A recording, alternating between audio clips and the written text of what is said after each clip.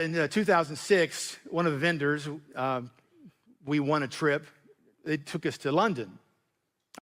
And the vice president of the company was just getting in a cab as we walked out the door, and she sees us and said, hey, why don't you just ride with me over to the venue? So it's just her and us, Drenda and I, in this cab, riding with the vice president. And she begins to talk about this new bonus program they're putting in place.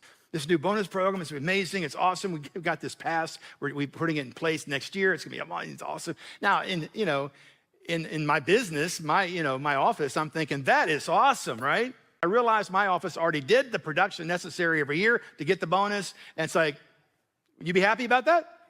Yeah, it's awesome. Until we got to the end of the ride, and she says before she gets out of the cab, I'm so excited about this, but just to let you know, your office, the way it's structured, doesn't qualify for the bonus. Well, that's not really fair. Why wouldn't I get the bonus if I'm doing this? The company's making the money, right? The next year came, and I thought about that. Wait a minute, it's like, this isn't right.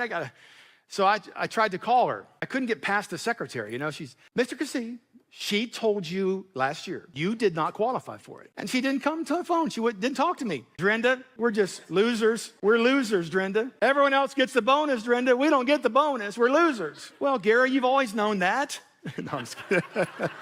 That is not what she would say, right? Now we're coming up on that next year. So we didn't get the bonus that year. So I began to pray in the Spirit, and God says, call the vice president. Are you sure? I didn't want to get into big conflict. I already tried that once, right? It's like, I don't know. It's like, she already told me. Yeah, it's like, call the vice president. Man, I remember last year, tried to call her in the secretary's attitude, and she already had the courage to tell us about it, then say it doesn't apply. I mean, she's a pretty bold woman, right? It's like, so I had a plan. I'll email her. Well, that's partly my plan because I didn't have to deal with this gatekeeper. And I had her actual email. I thought, okay, I got to bypass this woman. I'll just send an email.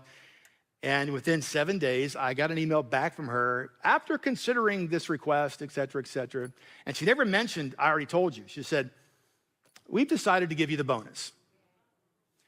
And the bonus, some of you've heard the story before, the bonus was how much? $200,000, exactly what I had pledged to give to the building campaign. But now I know God never ends there, right?